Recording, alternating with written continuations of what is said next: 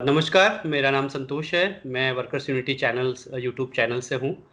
हमारे साथ हैं बिहार के वरिष्ठ पत्रकार पुष्यमित्र जी, जिन्होंने हाल ही में एक बहुत ही अच्छी किताब रुकतापुर लिखी है, जो बिहार के विकास, अवरुद्ध विकास की एक कहानी है। बिहार पे पिछले 2 दशकों में पत्रकारों और रिसर्चरों द्वारा बहुत अलग-अलग तरह के सामाजिक आयामों पे किताबें लिखी जाने की एक समृद्ध परंपरा रही है, जिसमें श्रीकांत, प्रसन्न चौधरी, संघर्षण ठाकुर और बहुत सारे वरिष्ठ पत्रकारों ने बिहार के अलग-अलग सामाजिक, राजनीतिक और आर्थिक आयामों पे कई महत्वपूर्ण किताबें लिखी है।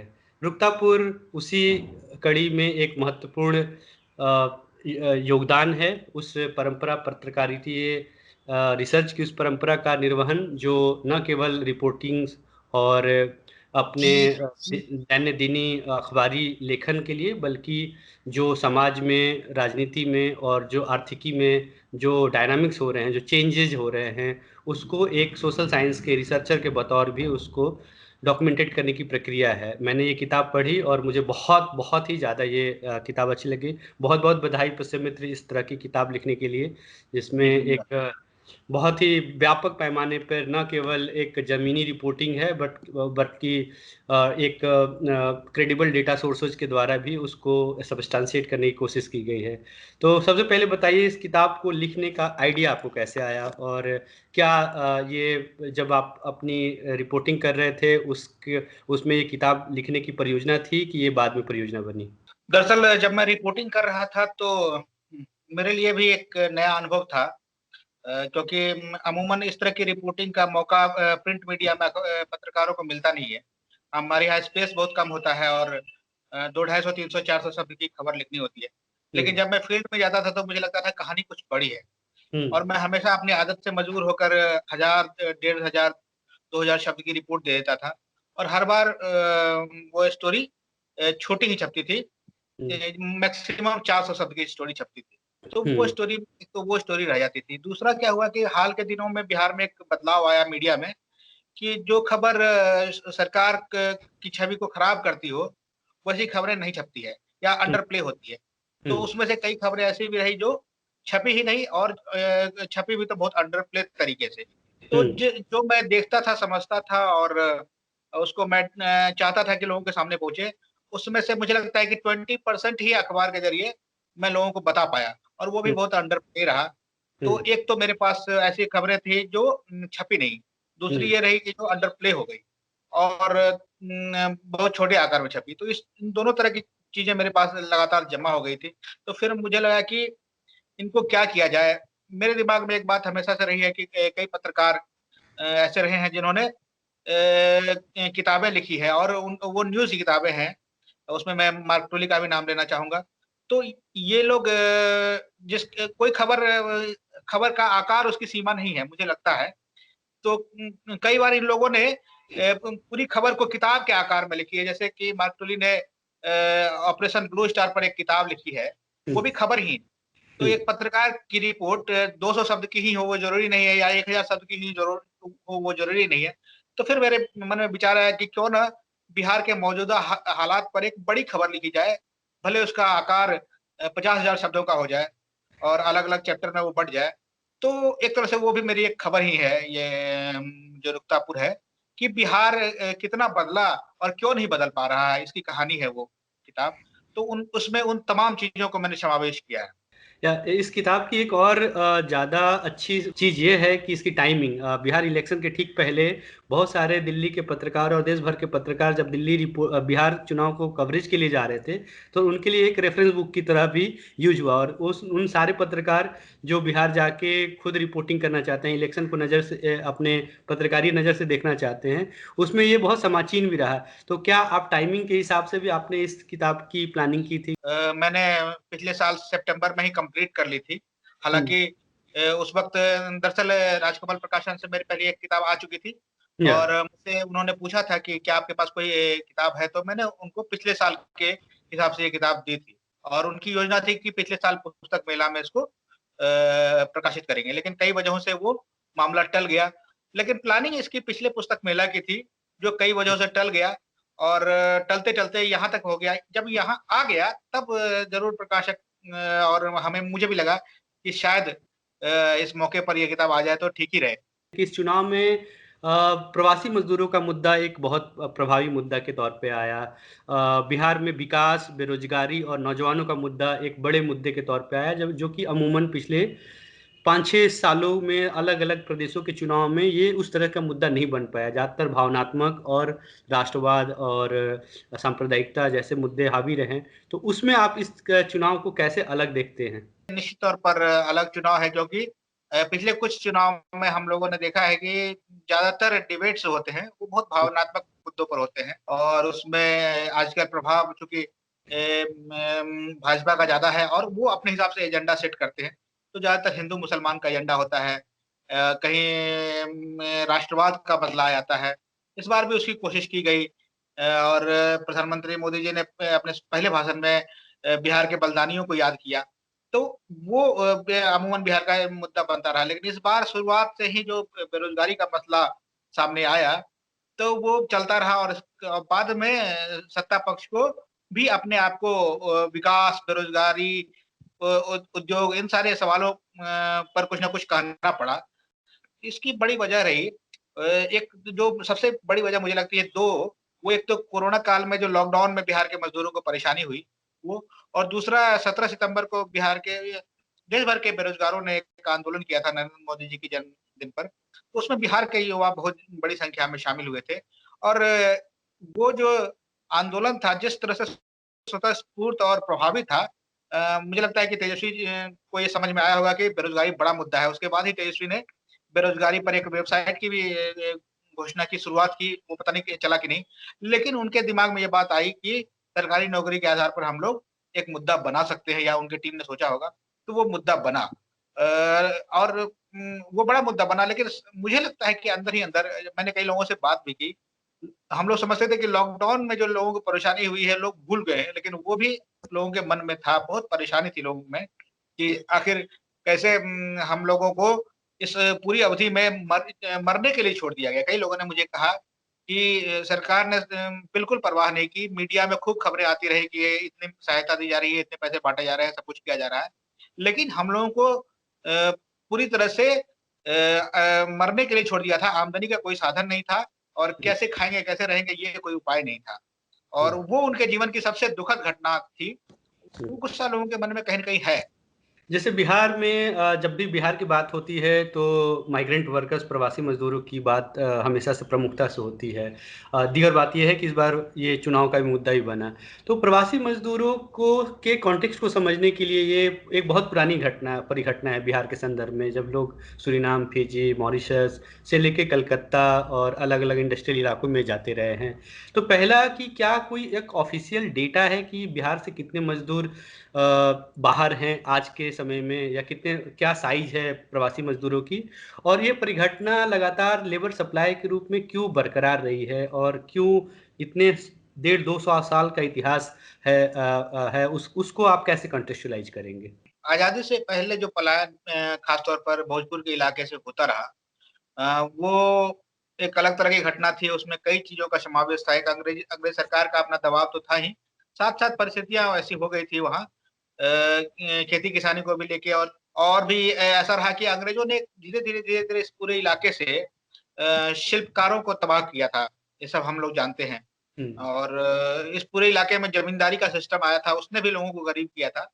तो इस वजह से ऐतिहासिक रूप से ये इलाका बहुत गरीब होता चला गया था अंग्रेजी शासन के बाद से। इसलिए वो एक अलग मसला है कि अंग्रेज़ों के समय में जो लोग ले के गए उसमें कई स लोग अपनी बुरी स्थितियों से ऊब कर गए और कई लोगों को जबरन भी ले जाया गया। तो वो आज़ादी से पहले की बात है। लेकिन आज़ादी के बाद जो पलायन बिहार में हुआ, वो दिलचस्प है कि भोजपुर के इलाके से कम हुआ और उन इलाकों में ज़्यादा हुआ जहाँ नदियाँ थी, उपजाऊ ज़मीन था और सब कुछ था। उसमें एक बड़ी वजह जो कहा जाता है कि बाढ़ रही है, लेकिन बाढ़ ना कह के हम लोग इसको कहेंगे पानी का गलत तरीके से नदियों का प्रबंधन, तटबंध बनाना और जो बाढ़ को नियंत्रित करने के नाम पर बाढ़ को हम लोगों ने बड़ा किया। जिसके कारण यहाँ गरीबी रही और उत्तर बिहार के इलाके से बड़े पैमाने पर पलायन होना शुरू हुआ। बिहार सरकार ने संयोग से अभी तक की सरकारों ने यही समझा कि बिहार चूँकि एक बड़ी आबादी वाला राज्य है, अगर यहाँ से लोग माइग्रेट करते हैं, तो ये अच्छा ही है, हमारे ऊपर से एक दबाव घटेगा। एक तरह से उन्होंने प्रमोट भी किया। और हम सब जानते हैं कि नीतीश सरकार में एक जुमला भी आया था कि मैं मनी ऑर्डर इकोनॉमी, तो मनी ऑर्डर इकोनॉमी का भी प्रचलन बिहार में रहा और इसको सरकारों ने अपने तरीके से प्रमोट किया। लेकिन किसी सरकार ने कोई इसके संबंध में आंकड़े नहीं जुटाए कि हमारे यहाँ से कितने लोग बाहर जा रहे हैं, कैसे जा रहे हैं। फरवरी 2020 में एक मुंबई की इंस्टीट्यूट ने, Indian institute of population science ने जरूर एक सर्वे किया, लेकिन वो सर्वे है, वो आंकड़े नहीं हम उसको कह सकते हैं। उस सर्वे के हिसाब से कहा जाता है कि हर दूसरे बिहारी परिवार का एक व्यक्ति पलायन करता है और उसमें से ज्यादातर असंगठित क्षेत्र के मजदूर हैं, वो उनका सर्वेक्षण है। उसके बाद जो असली बात हम लोगों को समझ में आई कोरोना के वक्त में सरकार ने एक इंटरनल सर्वे जरूर किया हर पंचायत में कि कितने लोग वापस आ सकते हैं। तो सरकार को पता चला कि लगभग 30 लाख लोग ऐसे हैं जो इस वक्त बिहार लौटना चाहते हैं, प्रवासी मजदूर। तो लेकिन वो भी पूरा आंकड़ा नहीं है, वो ये है कि लोग लौटना चाह रहे थे। माना गया कि लगभग 1 करोड़ से ज्यादा कुछ लोग जो है बिहार के माइग्रेट करते हैं। तो बहुत ही ढुलमुल किस्म का आंकड़ा है। उसमें बहुत कुछ स्पष्ट आंकड़ा नहीं है। ये आंकड़ा स्पष्ट सरकारों को करना चाहिए था, सेंसस में भी करते, सेंसस और भी दूसरे तरीके हो सकते थे, लेकिन किया नहीं गया। ये होना चाहिए, मजदूरों के पलायन, लोगों के पलायन का आंकड़ा होना चाहिए। अगर वो जा रहे हैं तो उनका रजिस्ट्रेशन होना चाहिए, क्योंकि पलायन के जरिए कई बार हम लोग बाल तस्करी और महिलाओं की तस्करी की भी बातें सुनते रहे हैं, तो वो भी रजिस्ट्रेशन होना चाहिए। इसके साथ-साथ जो एक योजना केंद्र सरकार की आ रही है वो ठीक ही है कि उनका राशन कार्ड का माइग्रेशन का कुछ हो, क्योंकि इस बार हम लोगों ने महसूस किया कि लोगों की जान बचाने में सबसे महत्वपूर्ण साबित हुआ, वो रहा खाद्यान्न सुरक्षा योजना। तो ये सारी चीज़ें होनी चाहिए जो बिल्कुल अव्यवस्थित है बिहार में क्या पूरे देश में अव्यवस्थित है। तो जैसे हम लोग अपने चैनल्स में वर्कर्स यूनिटी के चैनल्स की तरफ से भी अभी 15 दिन बिहार इलेक्शन को कवरेज करने गए थे और हमारा मुख्य जो एंगल था या पर्सपेक्टिव था वो माइग्रेंट वर्कर्स के नज़रिए से बिहार इलेक्शंस को देखना था। तो हम लोगों ने बहुत सारा रोहतास, भोजपुर, कैमूर, पटना, अरवल के ज़िलों में गए और वहाँ जो हमें प्रवासी मजदूर मिले वो अभी भी उनको गांव में कोई रोजगार की बहुत उपलब्धता नहीं है। नरेगा में भी 3 से 4-5 दिन काम महीने में मिल जाए तो बहुत सही, उनको उसकी भी कमी है।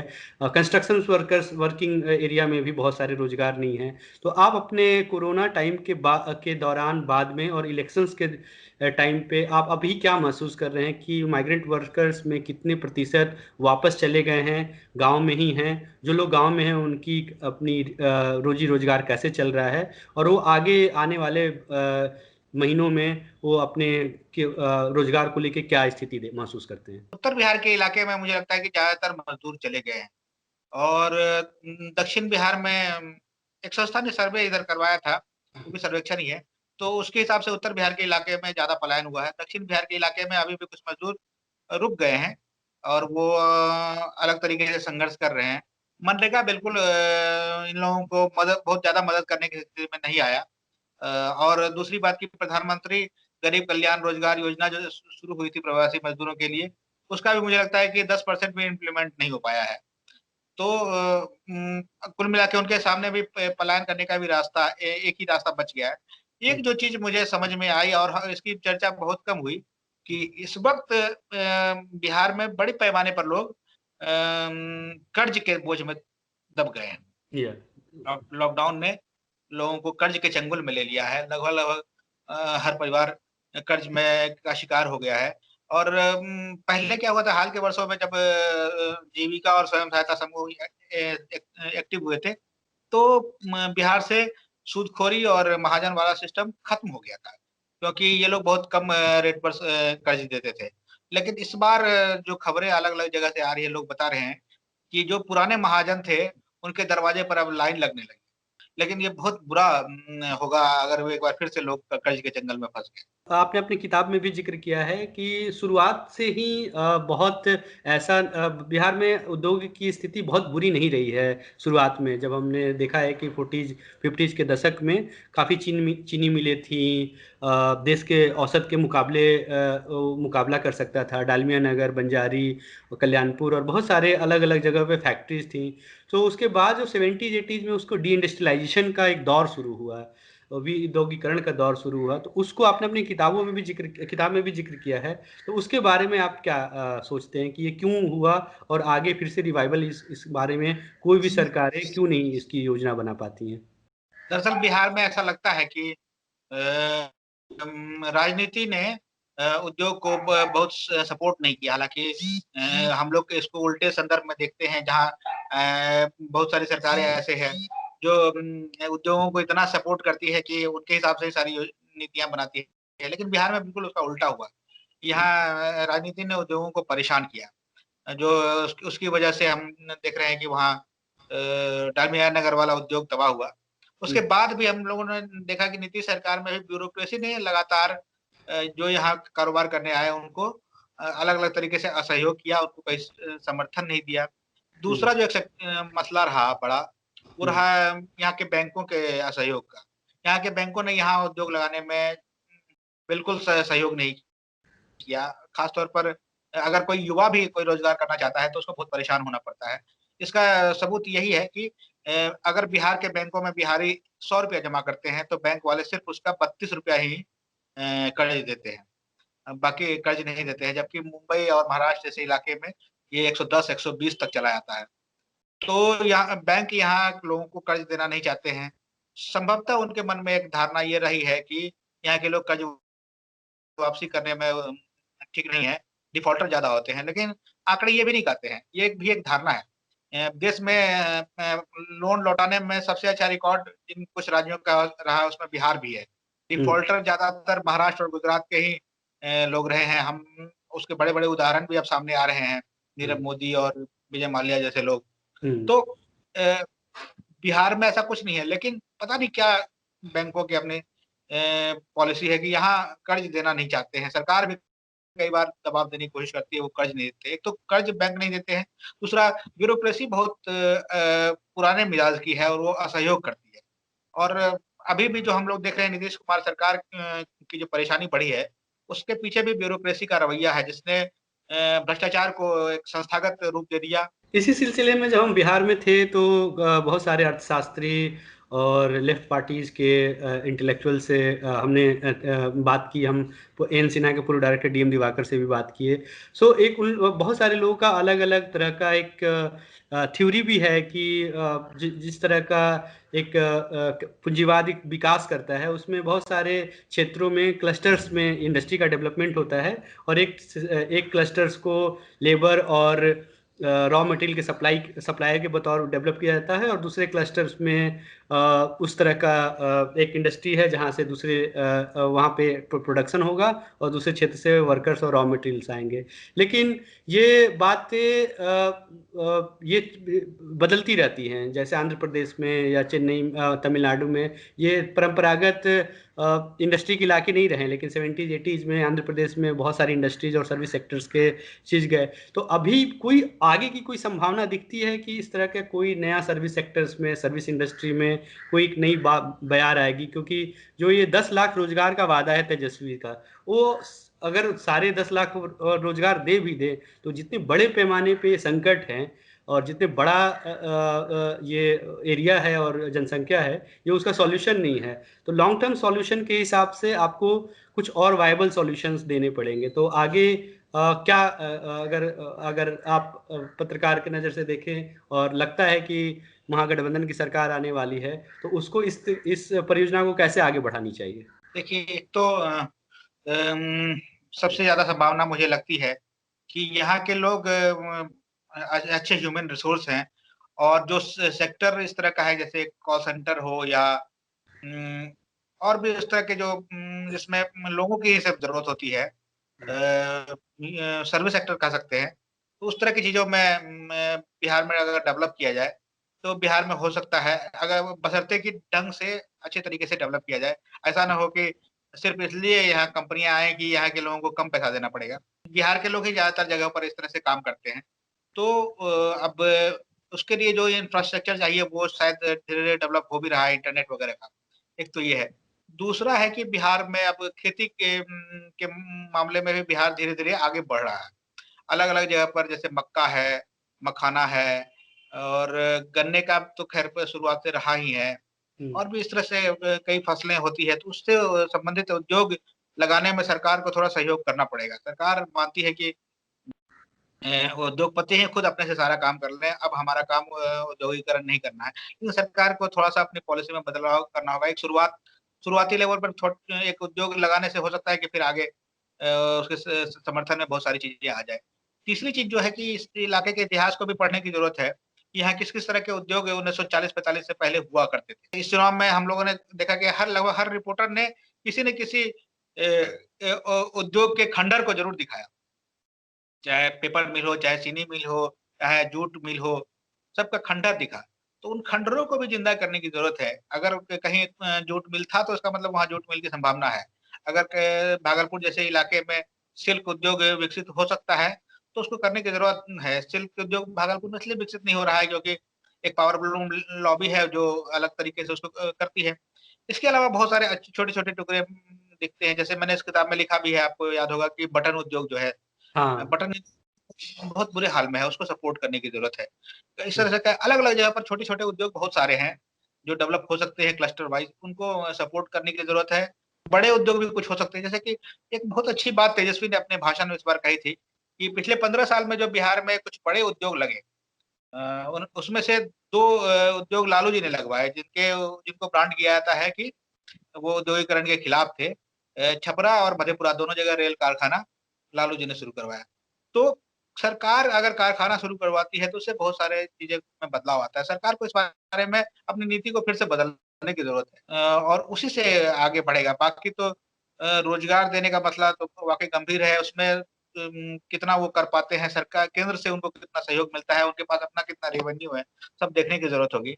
दूसरी बात, जब हम लोग बिहार इलेक्शन कवरेज के दौरान अलग-अलग गाँवों में जा रहे थे, तो एक जो चीज़ बहुत ही लोग लगातार बात कर रहे थे कि जो भी पब्लिक डिस्ट्रीब्यूशन सिस्टम है, नरेगा है, कंस्ट्रक्शंस वर्कर्स को जो अनुदान 15,000 या 3,000 रुपए का मिलता है, प्रधानमंत्री आवासीय योजना है, उसमें एक बड़े पैमाने पे भ्रष्टाचार, धांधली और एक तरह से महादलितों के बस्तियों में एक्सक्लूजन है। उनको सरकारी योगदान, सरकारी योजनाओं का कोई लाभ नहीं मिलता है गांव के दबंगों द्वारा, और अलग-अलग जो गांव के इक्वेशंस होते हैं उसमें जहाँ-जहाँ पे लेफ्ट ऑर्गेनाइजेशंस के, किसी भी तरह के लेफ्ट ऑर्गेनाइजेशन या कोई सामाजिक ऑर्गेनाइजेशन के यूनियंस या संगठन है, वहाँ पे तो संघर्ष करके, लड़ाई करके, थोड़ा बहुत बार्गेन करें या नरेगा के जॉब कार्ड के लिए, बकाए वेतन के लिए वो संघर्ष कर रहे हैं। लेकिन बड़े पैमाने पे बड़े इलाकों में ये लड़ाइयाँ नदारद है। तो इस चुनाव में महागठबंधन में लेफ्ट ऑर्गेनाइजेशन का साथ आना उस क्रेडिबिलिटी को भी शायद वैल्यू दिया है, जहाँ पे ज़मीन पे इस तरह के रोज-रोज के संघर्षों में जो लेफ्ट पार्टियों का लड़ाई है। तो आप लेफ्ट पार्टीज का इलेक्टोरल अलायंस में उसकी उपस्थिति को किस तरह से देखते हैं? इस चुनाव में मुझे लगता है कि सबसे महत्वपूर्ण फैक्टर जो रहा, वो रहा लेफ्ट का महागठबंधन के साथ आना। बदलाव जो आया उसमें लेफ्ट की बड़ी भूमिका रही। पहले फेज में जो तेजस्वी की रैलियों में भीड़ आती थी, उससे एक छवि बनी, और पहले फेज में जो वोटिंग हुई उसमें भी लेफ्ट की बड़ी भूमिका रही। तो इसलिए मुझे लगता है कि लेफ्ट अगर ये सरकार बनती है तो बहुत महत्वपूर्ण भागीदार होगा। दूसरे अर्थों में इसलिए भी लेफ्ट भागीदार रहेगा क्योंकि हम लोगों ने जो इतिहास देखा है राजद का और कांग्रेस का भी, वो एक तरह से राजनीतिक अराजकता के सीमा तक कई बार चला जाता है। तो लेफ्ट अंदर से रह के नियंत्रित कर सकता है, जैसा कि उन्होंने यूपीए 1 के वक़्त में किया था, मनमोहन सिंह सरकार को नियंत्रित करके। शायद संभवतः कल में एक सीनियर व्यक्ति ने मुझे बताया भी कि लेफ्ट पार्टियों ने कहा है कि वो सरकार में रहते हुए भी सरकार का हिस्सा नहीं बनेंगे, बल्कि विपक्ष की भूमिका निभाएँगे। ज़्यादातर टीवी चैनल बता रहे हैं, उतनी सीटें आती है, तो ज़रूर उसमें लगता है कि लेफ्ट का दबदबा रहेगा और वो कंट्रोल करके रखेगी इस सरकार को और सही रास्ते पर ले जाएगी। वो ज़्यादा ज़रूरी है। एक वैचारिक दिशा देना। राजद और कांग्रेस जैसी पार्टियों को एक वैचारिक दिशा लेफ्ट ही दे सकता है। वो इस वक़्त की ज़रूरत भी है। इसलिए मुझे लगता है कि उनका मजबूत होना ज़रूरी है। बिहार में कृषि का जो विकास है एक स्टेज पे जाके स्टैग्नेंट कर गया है। तो आप खेती किसानी के संकट को और बिहार में बहुत मजबूत किसान आंदोलन भी नहीं दिख रहे हैं। इवन जो फॉर्म बिल आया, किसान का बिल आया, उसमें भी बिहार में बहुत सुगबुगाहट नहीं दिख रही है। तो आप पूरे खेती किसानी के परिदृश्य को कैसे देखते हैं? बिहार में जो खेती का मसला अभी है, वो उसमें जो बदलाव उत्पादन की स्थिति में करने की जरूरत नहीं है। खासतौर पर जो मुख्य रूप से खेती होती है खाद्यान्न की और मतलब जो एक तरह से मिट्टी वाली खेती है, उसमें उत्पादन ठीक-ठाक ही हो रहा है। उनको सही समय पर सही दाम मिलने की जरूरत है, तभी किसान समृद्ध होंगे। अभी क्या है कि किसानों को सही दाम नहीं मिलता है। वो अगर ठीक-ठाक उत्पादन कर भी लेता है, तब भी वो गरीब ही रह जाता है और उनको मौसम के हिसाब से जो दिक्कतें आती है, उसमें बीमा का लाभ नहीं मिलता है। ये दोनों काम हो जाए तो किसान को का बड़ा लाभ होगा। लेकिन डेवलपमेंट के जो गुंजाइश है, वो 2-3 दिशाओं में है। एक तो पानी जिस बिहार के जिस इलाके में बहुत ज़्यादा रहता है, वहाँ मछली पालन और मखाना और इस तरह की खेती बेहतर तरीके से हो सकती है। वहाँ एक्सपेरिमेंट किया उस दिशा में आगे बढ़ा जाए और जो किसान अभी खेती कर रहे हैं, चाहे सब्जी की खेती कर रहे हैं या फसल की खेती कर रहे हैं, उनको सही समय पर सही दाम मिल जाए और फसल बर्बाद होने की स्थिति में मौसमी कारण से या किसी आपदा के कारण तो बीमा का ठीक से लाभ मिल जाए, तो किसानी बहुत ठीक-ठाक हो सकती है। उसी से जुड़ा सवाल ये है कि बिहार में पिछले 30-40 सालों में ज़मीन और भूमि सुधार एक बड़ा चुनावी, आर्थिक, राजनीतिक मुद्दा रहा है। उस पे कई लड़ाइयाँ हुई हैं, बहुत सारे आंदोलन उसका गवाह रहा है। आप अभी भूमि सुधार जैसी मुद्दों और ज़मीन के मामले को आप कैसे देखते हैं? उसी संदर्भ में बंदोपाध्याय कमेटी की एक सिफ़ारिश भी है, भूमिहीनता और भूमि जैसे चीज़ों को लेके आज के बिहार में क्या उसकी डिमांड बन सकती है? देखिए अब जब बिहार में भूमि से सुधार होना चाहिए था, उस वक़्त किया नहीं गया और उसके कारण बहुत संघर्ष भी हुआ। अब स्थिति ऐसी आ गई है कि धीरे-धीरे, धीरे-धीरे हम जब देखते हैं तो 91-92% लोग जो है, जिनके पास ज़मीन है भी, वो लघु और सीमांत किसान हैं और जिनके पास नहीं है, उनकी तो खैर बड़ी संख्या है। 65% आबादी कहा जा रहा है कि भूमिहीन है। हुँ। तो उन भूमिहीन लोगों को ज़मीन आखिर दिया कहाँ से जाएगा? ये एक बड़ा सवाल सरकारों के पास है कि उन्होंने अपने ज़्यादातर जो बाँटा, वो सरकारी खाते से ही ज़मीनों को बाँटा। उसके कारण क्या हुआ कि गाँव में आपको खेल के मैदान नहीं नज़र आएँगे, स्कूलों में खेल के मैदान नहीं नज़र आएँगे और भी दूसरी सार्वजनिक जगह की तो ज़मीन की कुल मिला के बिहार में हर तरह से दिक्कत है। और अब बहुत कम ज़मींदार बन बच गए हैं, जिनके पास बहुत ज़्यादा ज़मीन है। लेकिन कुछ जगह अभी भी है, जैसे चंपारण के इलाके में हम लोग देखते हैं कि चीनी शुगर मिलों के पास 5-5, 6-6 हज़ार एकड़ ज़मीन है। बहुत सारे ट्रस्ट और भूदान के पास भी ज़मीनें हैं। भूदान के पास ज़मीन है, वो सब तो बँट ही जाना चाहिए। लेकिन उससे समस्या का समाधान अभी लगता नहीं हो पाएगा, क्योंकि हुँ। बिहार में वैसे ज़मीन ज़मीन की बहुत दिक्कत है। ये आंकड़ा ही बताता है कि ज़्यादातर लोग अब लघु और सीमांत हो गए। मतलब जो 20 साल, 25 साल पहले ज़मींदार हुआ करते थे, वो अब लघु सीमांत किसान हो गए हैं। तो कुछ और रास्ता अपनाया जाना पड़ेगा। दूसरी चीज़ जो एक इतिहास के संदर्भ में मुझे लगती है, हम लोगों को समझना चाहिए कि बिहार में हमेशा से सब लोग किसान नहीं थे।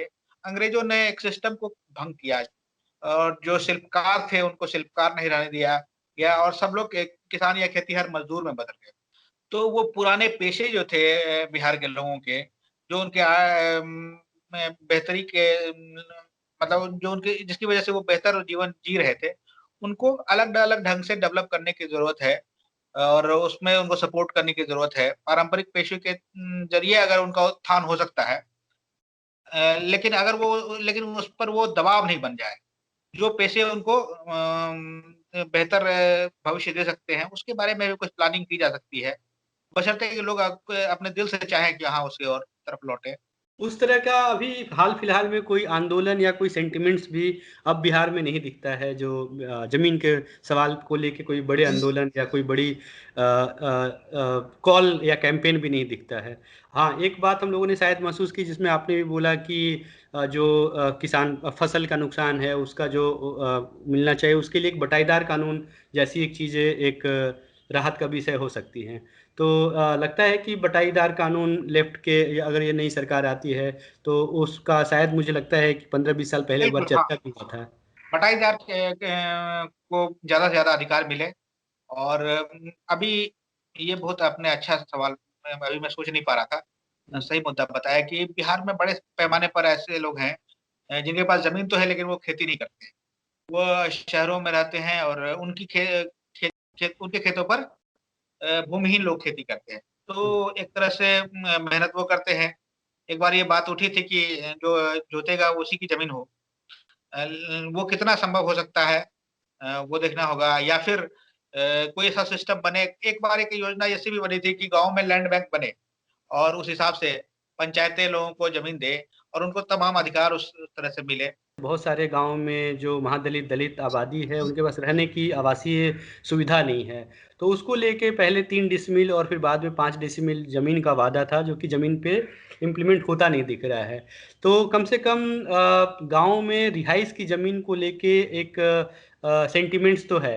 उसके बारे में आपने जब आप इलेक्शन कवरेज कर रहे थे, तो उसके बारे में क्या स्थितियाँ दिख रही हैं? आपको मेरी किताब में ऐसे बहुत किस्से मिले होंगे जिसमें हुँ, लोगों के पास रहने की ज़मीन की दिक्कत है। मैं तो एक गाँव में, तो मुझे बताया गया चंपारण में कि रात अगर कोई मेहमान आता है तो रात में बाहर पेड़ के होते हैं। नीचे। ऐसा फिर मुझे जहानाबाद में भी मिला। जब मैं शौचालय योजना का कवरेज करने के लिए जहानाबाद गया था, तो लोगों ने बताया कि हम लोग शौचालय बनाए कहाँ? हुँ, हमारे पास जगह कहाँ है? तो ये ऑलमोस्ट पूरे बिहार में खास तौर पर महादलितों के साथ और हुँ, अति पिछड़ी जाति के लोगों के साथ है कि उनके पास रहने की भी ज़मीन नहीं है। सरकार के कई योजनाओं के ज़रिए इनको ज़मीन देती भी है, तो उस पर दबंगों का कब्ज़ा रहता है, तो वो भी उनको नहीं मिल पाता है।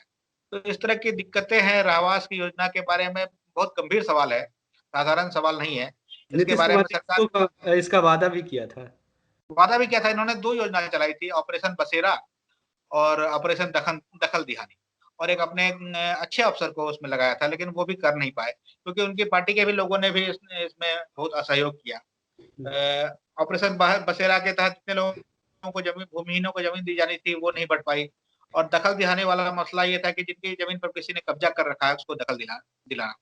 और आपकी उस किताब में भी मैंने लिखा है कि नीतीश कुमार सरकार की जो मंत्री थी बीमा भारती, उनके पति ने दलितों के ज़मीन पर बहुत सारी ज़मीन पर कब्ज़ा करके रखा है। इसके हुँ, कारण हत्याएँ भी हुई हुँ, और अभी भी वो मामला चल रहा है। हुँ। तो ये असली स्थिति है कि ज़मीन का मसला क्यों सॉल्व नहीं होता है।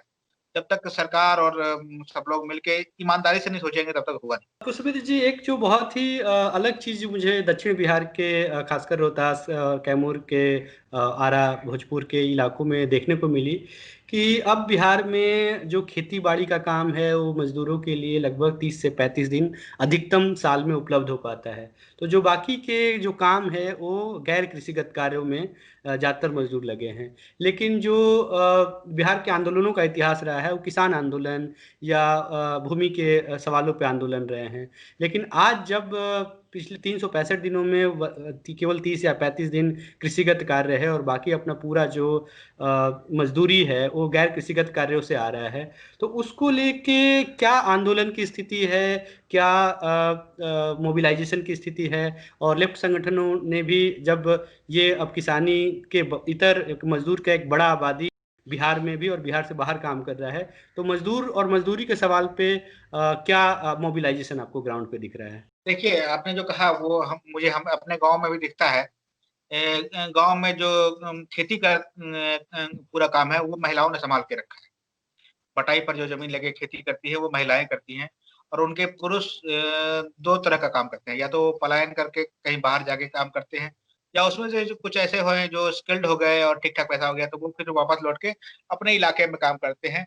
तो जो बात मैंने कही आपको शुरुआत में कि लोगों पुराने शिल्प को मजबूत किया जाए, मैं अपने गाँव में उसको देखता हूँ कि जो पुरुष हैं, वो धीरे-धीरे, धीरे-धीरे डाइवर्स तरीके से अपने आमदनी का ज़रिया तलाशने लगे हैं। उसमें व्यवसाय भी है, उसमें शिल्प भी है और ये तमाम चीज़ें हैं। अब इनको कैसे सपोर्ट किया जाए, छोटे-छोटे काम के लिए जो लोन मिल सके ढंग का, उसको भी खेती की तरह का ही लोन माना जाए और उसमें सपोर्ट किया जाए और उनको भी थोड़ी ट्रेनिंग हो जाए। स्किल डेवलपमेंट वाला ये जो योजना थी वो ठीक थी, लेकिन उसको ठीक से इम्प्लीमेंट नहीं किया गया। क्योंकि बिहार के बाहर बहुत सारे तमिलनाडु और महाराष्ट्र, इवन हरियाणा में भी हम लोगों ने अपना एक्सपीरियंस रहा है कि वहाँ गाँव में भी खेती किसानी के मुद्दे से इतर मजदूरी और नरेगा और पब्लिक डिस्ट्रीब्यूशन सिस्टम में धांधली, प्रधानमंत्री आवासीय योजना या कंस्ट्रक्शन वर्कर्स जो स्कीम है जिसमें 15,000 रुपये या 50,000 रुपये बेटी की शादी पे है, तो उस तरह की योजनाओं पे आजकल गोलबंदी शुरू हुई है, जो कि जिस आंदोलन का नेचर पहले के किसान और भूमि के आंदोलनों से एकदम अलग है। तो उस तरह का कोई अगर ट्रेंड आप महसूस कर पा रहे हैं? बिहार में अभी कभी नहीं हुआ, लेकिन मुझे लगता है कि आप जो ऐसा बता रहे हैं यहाँ भी इस तरह के आंदोलन की गुंजाइश बनती है। दूसरी बात जो आपने अपनी किताब में भी लिखी है कि बिहार में स्वास्थ्य की जो है, पब्लिक हेल्थ की जो क्राइसिस है, जो पूरा चरमरा गया है।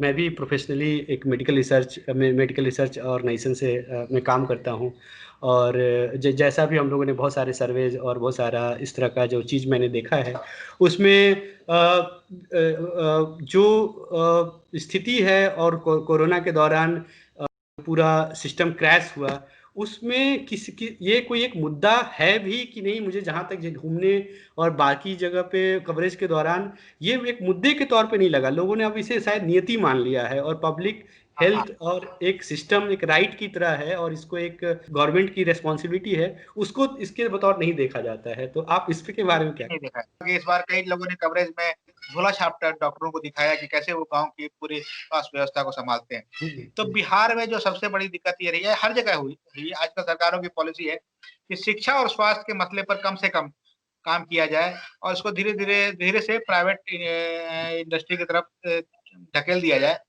और इसी के लिए मुझे लगता है कि वो जो एक बीमा योजना आई थी, आयुष्मान भारत, उसकी शुरुआत हुई थी, ताकि गरीब आदमी के पास अगर 5 लाख रुपए का कार्ड है तो वो कहीं जाके अपना इलाज करा ले।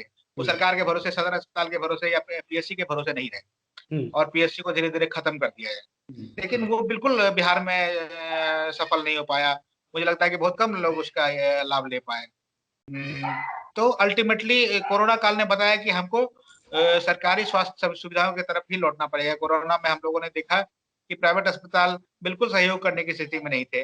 तो जब इस आपदा में जो हमारा भविष्य का सिस्टम है, जिसके सहारे हम लोग उम्मीद लगाए बैठे हैं, वो सहयोग नहीं कर पा रहा है, और सरकारी व्यवस्था ही हमारे लिए सबसे उपयोगी है, तो उसको मजबूत करने की ज़रूरत है। उसमें जो सबसे बड़ा मसला ये है कि मैन पावर की जो दिक्कत है, स्किल्ड मैन पावर की, जो मैंने अपनी किताब में भी बताया है कि जानबूझ के सारी भर्तियों को रोके रखा गया। डॉक्टरों की भर्ती नहीं की गई, नर्सों की भर्ती नहीं की गई, जानबूझकर कि उसकी ज़रूरत क्या है, उधर क्यों दिमाग लगाए। तो उसके कारण ये अव्यवस्था उत्पन्न हुई। एक बार जब भर्ती होनी शुरू हो जाएगी तो सब व्यवस्था ठीक-ठाक मुझे लगता है कि रास्ते पर आनी शुरू हो जाएगी। तो बिहार का नाम आते के साथ एक और चीज़ आती है कि जाति और जाति का जो समीकरण है आर्थिक सामाजिक मामलों में और चुनावी मामलों में। तो बिहार में एक हिस्ट्री रहा है जातीय आंदोलन का, जातिगत लड़ाइयों का, और ख़ास करके ओबीसी पॉलिटिक्स में भी एक 30s के ज़माने में त्रिवेणी संघ हुआ करता था। उसके बाद दलित आंदोलन, नक्सलवाड़ी मूवमेंट के दौरान बहुत रेजिस्टेंस का हिस्ट्री रहा है। लेकिन इस चुनाव में और इस परिस्थिति में शायद जाति का वो गुलबंदी नहीं दिखाई दिया जो जिसके लिए बिहार जाना जाता है। तो इस कास्ट के चेंजिंग डायनामिक्स पे आप क्या महसूस करते हैं इस चुनाव के दौरान? आप जिस इलाके में गए वहाँ ज़रूर जातीय गोलबंदी दिखाई नहीं दी, लेकिन उत्तर बिहार के इलाके में जातीय गोलबंदी खूब थी। अच्छा। और अंतिम फेज में सवर्णों ने बहुत एकजुट होकर करने की कोशिश की, और उससे पहले यादव जाति के लोगों ने बहुत एग्रेसिवली तेजस्वी के पक्ष में माहौल बनाया। तो उस इलाके में जातीय गोलबंदी रही। सिर्फ इसको मुद्दे पर जो वाला चुनाव हम लोग नहीं मान सकते हैं, इसके पीछे जाति कहीं न कहीं नज़र आई। धीरे-धीरे लेकिन उससे लगता है कि अब शायद हम लोग उभर रहे हैं, उतना अधिक नहीं है। पहले जातीय संघर्ष होते थे, वो संघर्ष अब नहीं हो रहे हैं। इस चुनाव में भी तेजस्वी यादव ने कोशिश की कि उस विवादित स्थिति को नहीं आने दिया जाए। तो वो ज़रूर अब ऊपर कोशिश की जाती है कि जाति की बात ना हो, अंदर ही अंदर जातीय गोलबंदी होती रहती है। अगर ऐसी सरकार आती है जिसमें लेफ्ट का भी एक से रहेगा, स्टेक रहेगा, तो आपको क्या लगता है, क्या 3 प्रायोरिटीज़ के मुद्दे हों जो बिहार के विकास को एक नए धरातल पे, एक नए डायरेक्शन में ले जाने के लिए त्वरित किया जाना चाहिए? सबसे पहला तो मुझे लगता है कि पलायन के मसले पर और माइग्रेशन के मसले पर ढंग से काम होना चाहिए। स्टडी हो, उसका रजिस्ट्रेशन हो, उनको सरकारी योजनाओं का, जहाँ वो माइग्रेट करते हैं वहाँ सरकारी योजनाओं का लाभ उनको मिले। दूसरा रोजगार का मसला है, कैसे उसको करेंगे ये देखने वाली बात होगी। ये 10 लाख नौकरियाँ कैसे देते हैं और रोजगार की क्या व्यवस्था होती है, वो पलायन से जुड़ा हुआ भी है। दूसरा जो सबसे बड़ा सवाल है, जो पूरे उत्तर बिहार का सवाल है, वो नदियों के प्रबंधन का है और बाढ़ का है। और उस पर भी एक ढंग की स्टडी हो और उसको ये पता लगाया जाए कि बाढ़ क्यों हर बार आती है और इससे ये नुकसान को कैसे फायदे में बदला जाए। पानी तो फायदे की चीज़ है, तो उस पर काम हो। और तीसरा है कि जो लोग खेती के अलावा कुछ और काम करना चाहते हैं, तो उनको उस ढंग से सपोर्ट मिले और उनको लोन भी मिले, प्रशिक्षण भी मिले और उनके ताकि वो आत्मनिर्भर अलग तरीके से हो सके। इस दिशा में भी कुछ काम होना चाहिए। धन्यवाद। बहुत ही फ्रूटफुल बातचीत रही। बहुत सारे मुद्दों पे, सामाजिक आर्थिक मुद्दे पे हमने बात की। बहुत अच्छा लगा ये किताब पढ़ के। मैं बहुत अभिभूत हूँ जिस तरह से आपने रिपोर्टिंग्स को डेटा के साथ कंबाइंड किया है। तो आशा है कि आगे बहुत सारे पत्रकार इस तरह के जो अपने कवरेज हैं उनको भी एक किताब की शक्ल में देना चाहेंगे। और हम लोग भी वर्कर्स यूनिटी की तरफ से कोशिश रहती है कि जो वर्कर्स और वर्किंग क्लास के इशूज़ हैं उनको अलग अलग तरीके से डॉक्यूमेंट किया जाए। उस पर जो कोई रिसर्च या कोई किताबें आ रही हैं उस पर बात किया जाए। आशा है कि आप हमारा चैनल देखते होंगे। तो उस पर बहुत धन्यवाद आपसे बात करने के लिए।